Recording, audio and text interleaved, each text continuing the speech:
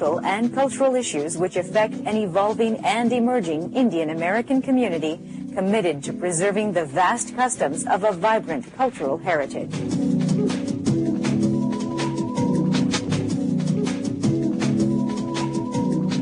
Welcome to Darshan America, folks. We come to you from Washington, D.C. My name is Ramesh Bhutani. And I'm Astha Verma. And after 9 years and few months, we finally have the most wanted criminal of the world, Osama bin Laden, dead. I know. Most of us sitting in our living rooms or on the couch or whatever we were doing at 10:30 at night were not expecting this news out of the blue.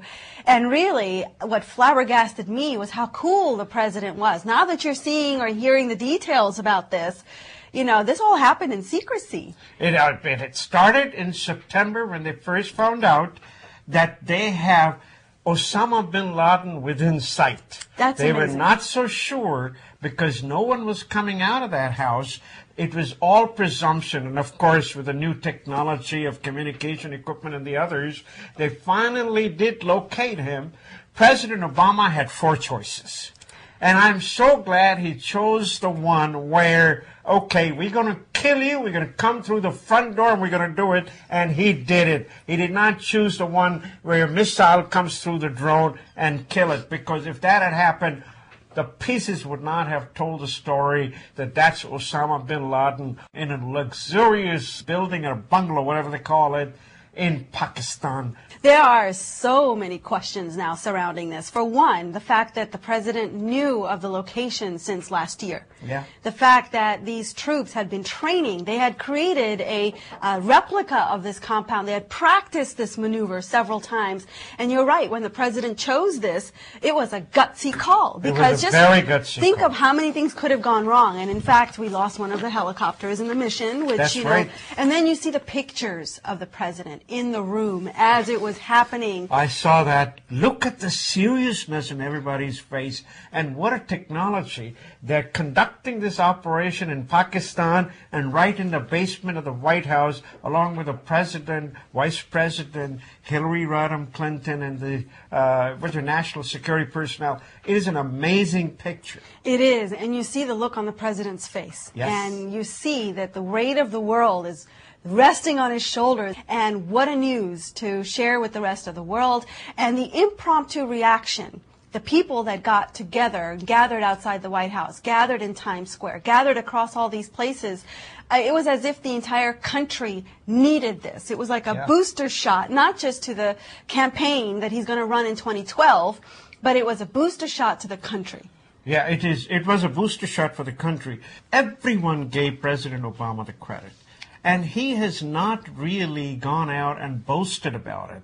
No. You know, he's been going around doing things, and I really, truly wish that his next projects on which he's as successful and the country's as proud of him is when he does that $4 trillion deficit reduction. I would love to see it. I think people for a long time have fallen prey to this Republican concept that the president is weak on foreign policy. He's weak on these fronts. He doesn't show decisiveness. He doesn't come forth with that strong presence sometimes. And yet in this one maneuver, he kind of showed the world, yes, he can. What's amazing is the night before he was at the White House Correspondents' Dinner, laughing it up, having fun with his fellow peers. And that very same night, that next morning, he made such a very difficult call across the country, and then you heard about it on Sunday night. I mean, the whole thing happened so fast. I think a lot of people still have a lot of questions, though, about the role that Pakistan played in all this. The fact that he wasn't found in some cave. He was found at his location, living relatively well, living in what is a military-style compound. I mean, you know there's going to be questions that are asked there. There's going to be tensions that are brought up. And the fact that we did not immediately see evidence and proof of all of this going down, you only heard about it from the accounts. That was tough. That was tough for people to accept. But you know, evidence is there. It is just not PC to show a body all shot up. You know, I've been glued to this coverage. I've been watching across all the different stations. I watched CNN, MSNBC, I watched Al Jazeera, Fox News, because I want to know how the world is receiving this information.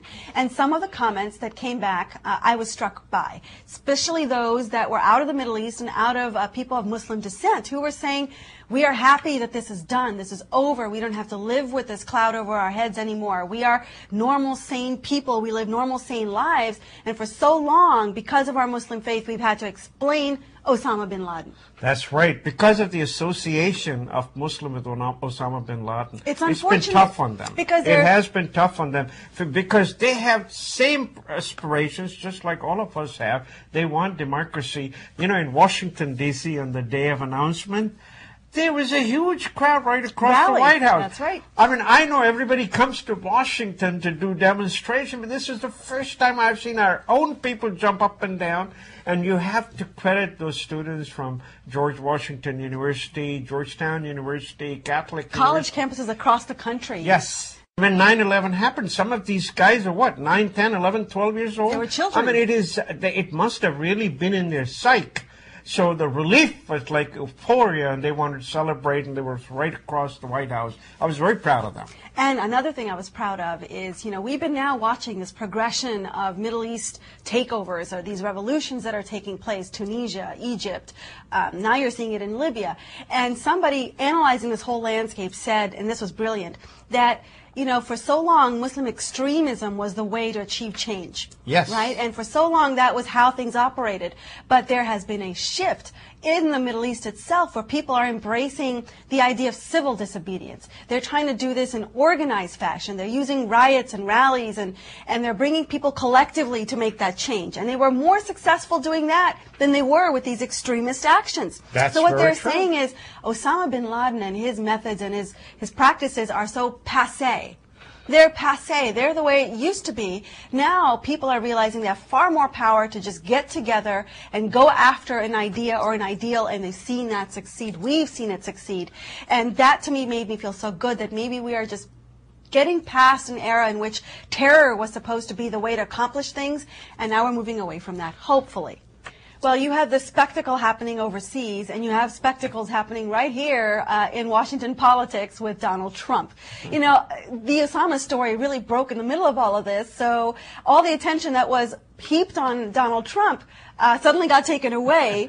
But, you know, Donald Trump took quite a ribbing from the president.